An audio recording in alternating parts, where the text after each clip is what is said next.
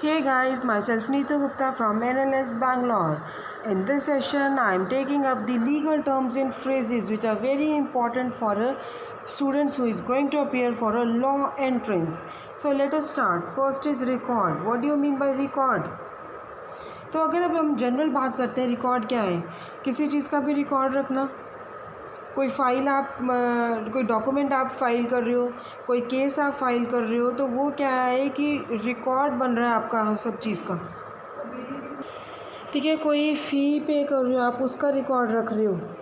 ठीक है, you are given a receipt for that, तो it is a kind of record only. कोई judgments दे रहे हैं कोर्ट, उसका रिकॉर्ड रख रहे हैं।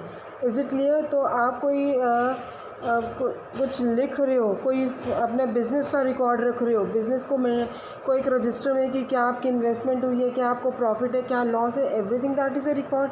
सो see on your screens, I will be reading for you the term record.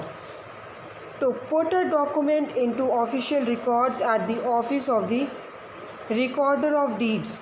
The process is that document is taken or sent to the recorder's office. A recording fee paid. Document is given a number. उस document को number भी दिया गया है. Stamped with date of recording and document returned. So normally जो क्या है आपका जो रिकॉर्डेड है, जो भी आपने कोई रिकॉर्डेड किया, कोई डॉक्यूमेंट है, any document affecting title to real property such as deed of trust, mortgage, release, declaration of homestead, easement, judgment, lien, request for the notice of default, foreclosure, satisfaction of judgment, decree of distribution of a deed person's estate, and sometimes long term leases. तो ये जो recordings है ये traceable आपको क्या है, एक chain trace कर देती है टाइटल टू दी प्रॉपर्टी कि पहले कौन था इसका ओनर, अब कौन है, अगर बाद में सेल कर रहा है तो हु विल बी, किसके नाम पे प्रॉपर्टी कर रहा है। तो that is a constructive notice of interest in the property to the public. Is it clear? Next is to write down or tape the minutes, financial transaction, discussion and other happenings at the meetings. Third, trial, hearings or other legal proceedings, the total of the proceedings which are transcribed by the court reporter and included in the minute of the clerk of the judge, as well as all the documents filed in the case. So on an appeal, the record includes everything that transpired before the appeal, upon which the written briefs and oral arguments are based. On appeal, the court can consider only the record unless there is a claim of newly discovery evidence. Is it clear? So that is a record. Now next legal term is recording acts. Recording acts means आप किसी कि you are recording some statutes कि official records रख रहे हैं कोई laws का। So statutes of each state which establish the keeping of official record by records of deed. Is it clear? That is recording acts. Next legal term is records. तो it is one and the same thing, record है या records है। Is it clear? So business में particularly corporations में अगर आप कोई business के रिगार्डिंग रिटर्न डॉक्यूमेंट्स बना रहे हो, specially that are dealing with financial circumstances, तो that is a records. Share holders या पार्टनर्स हैं वो रिकॉर्ड्स को चेक कर सकते हैं बिजनेस के, they can inspect they can have access to the records of the business. Is it clear? Next is recoupment. Recoupment means कि जो ना डिफेंडेंट की राइट है, अगर suppose there is a law suit, civil suit है, वहाँ पे civil suit में प्लेंटिफ को कुछ डैमेजेस का अवार्ड हो गया, डैमेजेस मिल गया, कुछ पेमेंट ऑफ मनी कोर्ट ने अनाउंस कर दिया कि ये डिफेंडेंट इसको पे करेगा, तो डिफेंडेंट के पास राइट है, it you can say it is a kind of set off. तो डिफेंडेंट के पास राइट है उस सिविल सूट में कि he can ask for the deduction from the amount awarded to the plaintiff. इस वजह से कि मैंने भी प्लेंटिफ से कुछ मेरा अमाउंट ड्यू था, मैं I have to take it from the plaintiff. It is clear? मैंने ये बोला था कि it is a kind of set off, but it is not a set off, it is different from the set of.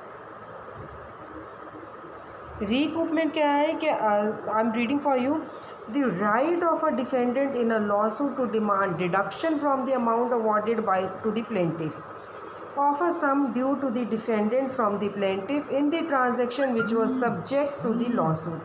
A recoupment is not same as an offset or set off, which can be money owed from any matter including outside the lawsuit. ठीक है, तो difference क्या है? रिकूपमेंट में सिर्फ उसी subject matter के regarding money due थे, लेकिन सेट ऑफ में किसी भी मैटर से मनी हो सकते हैं, मनी ड्यू हो सकते हैं, including outside the law suit. Recoupment में it is from the suit itself. Is it clear? Next legal term is recourse. Recourse means जब आप जो चेक लिख रहा है या कोई बिल ऑफ एक्सचेंज का जो राइटर है उससे आप मनी डिमांड कर रहे हो, पेमेंट डिमांड कर रहे हो, you have right to demand the money, that is a recourse. Is it clear? Next is recover. Now what do you mean by the term recover?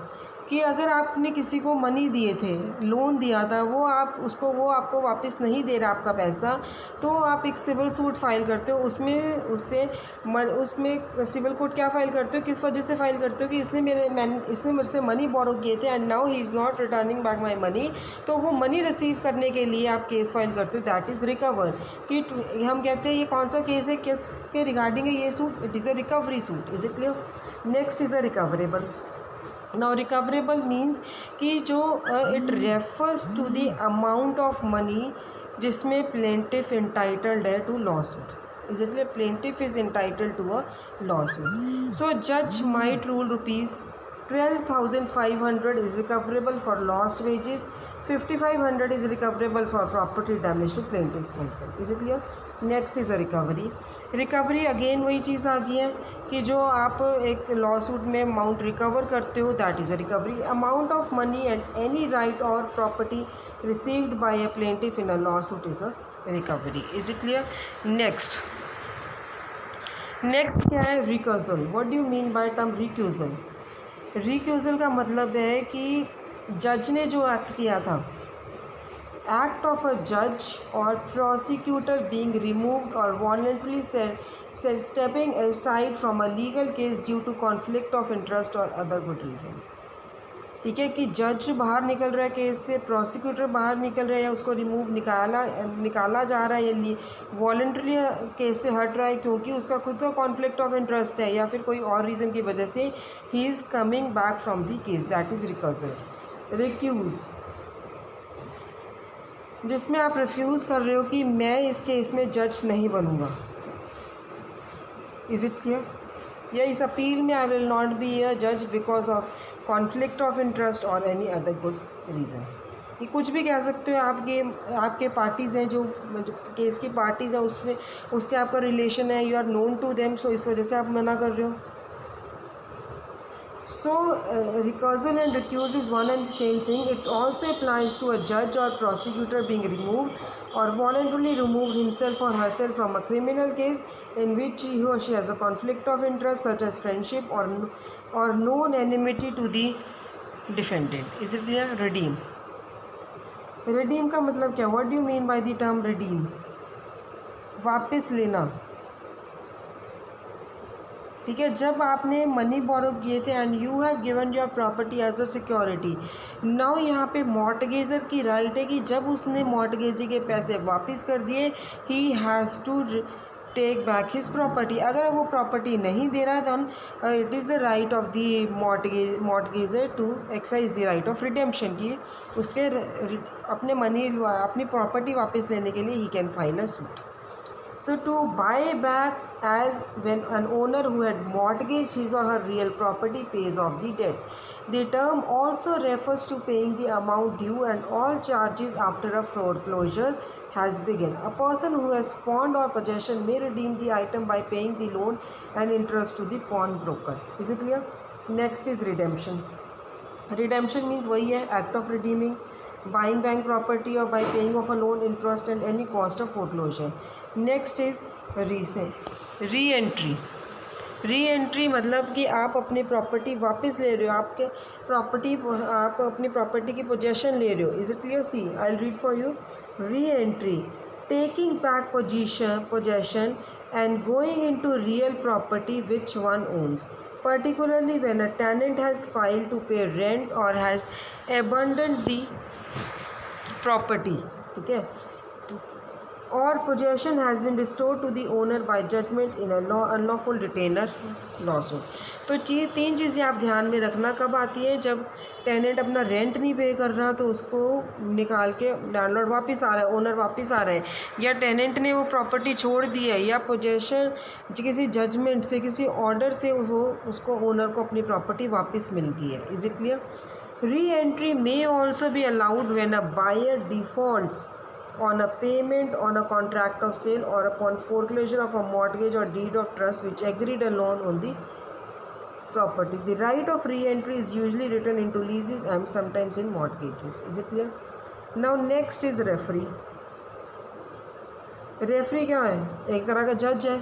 अगर हम बात करते हैं किसी गेम्स स्पोर्ट्स की बात करते हैं तो वो क्या है, एक मीडिएटर है जो देख रहा है कि गेम चल रहा है, अगर देयर इज़ एनी डिस्प्यूट तो कौन आता है? रेफरी आता है कि नहीं इस तरह से नहीं, अगर पार्टी जो कह रही है वो कह रहे हैं नहीं इस तरह से नहीं, ये बात हुई, ये ऐसा हुआ था। Is it clear? A person to whom a judge refers to a case to take testimony or acquire other evidence such as financial records and report to the court on such findings, that is a referee. Next is referendum. Now referendum means, what do you mean by the referendum? ये क्या एक process है जिससे कि जो existing law है, existing statute है, ठीक है, वो अप्रूव या रिपील हुआ है। Referendum means process by which repeal और approval of an existing statute और state constitutional provision is voted upon. Is it clear? Next is reformation. Reformation means आप कह रहे हो कुछ चेंजेस आप कर रहे हो, कोई एग्जिस्टिंग लॉ है उसको रिफॉर्म कर रहे हो और उसके इम्प्रूवमेंट्स कर रहे हो, करेक्शंस कर रहे हो। Is it clear? एक ट्रस्ट डीड थी, उसमें से एक पैराग्राफ हटा दिया गया है, उसको it means that deed is reform. Is it clear? So look at your screens, I am reading for you the term reformation. Correction or change of an existing document by court or order upon petition of one of the parties to the document. Reformation will be ordered if there is proof that the parties did not intend the language as written or there was an omission due to mistake or misunderstanding. Quite often, a party petition for reformation when one or both the parties realize the effect of document as written is different and was expected. What was expected, but it has already been recorded or filed with a government agency. Is it clear? तो ये क्या है कि अगर तब होता है reformation जब पार्टीज़ को लगता है कि ओरली उन्होंने कुछ और कहा था, लिखा कुछ और गया, तो उसको चेंज कर देंगे वो। Is it clear? For example, ये मैं आपको एग्जाम्पल ऑलरेडी करवा चुकी हूँ। A paragraph is omitted from a trust which results in the transfer of the trust being a gift subject to gift tax, which needs to be corrected to keep the taxing authority from demanding payment. So attorney writing the final draft of a limited partnership agreement writes in calculation which would triple the profit to a limited partner above the amount discussed by the parties, and the limited partner refuses to change the document, so general partners use for the reformation. Is it clear?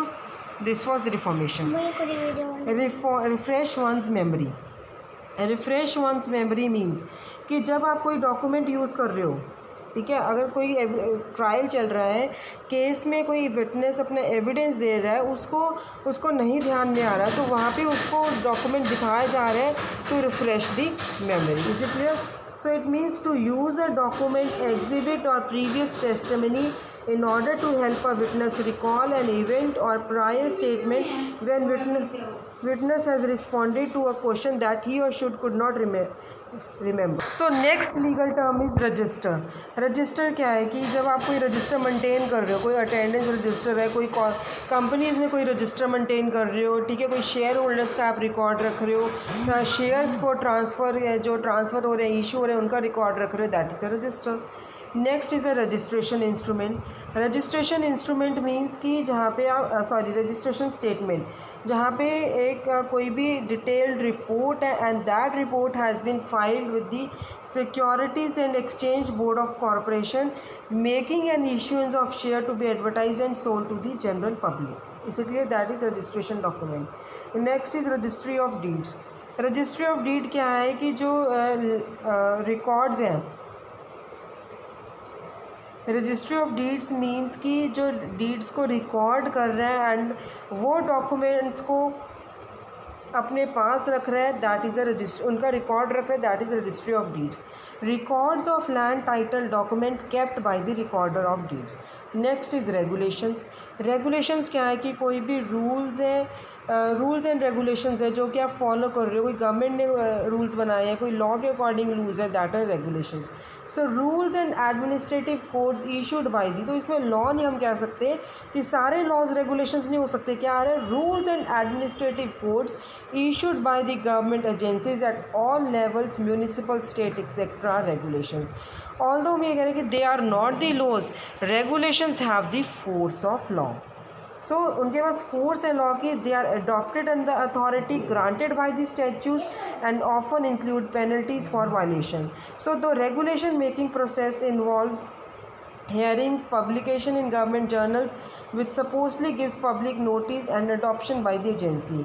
So process is best known to industries and special interests concerned with the subject matter but occasionally to the general public. Is it clear? तो ये आपका क्या था? ये it was regulations. तो regulations है क्या है, रिपीट कर रही हूँ कि जो रूल्स एडमिनिस्ट्रेटिव कोड्स हैं गवर्नमेंट एजेंसीज इशू करती हैं, they are not the laws, सिर्फ they have the force of law, क्योंकि they are adopted under the authority of statutes और इसमें पेनल्टीज़ भी आ रही है अगर आप इनके रूल रेगुलेशंस को वायलेट करोगे. Is it clear? Thank you guys.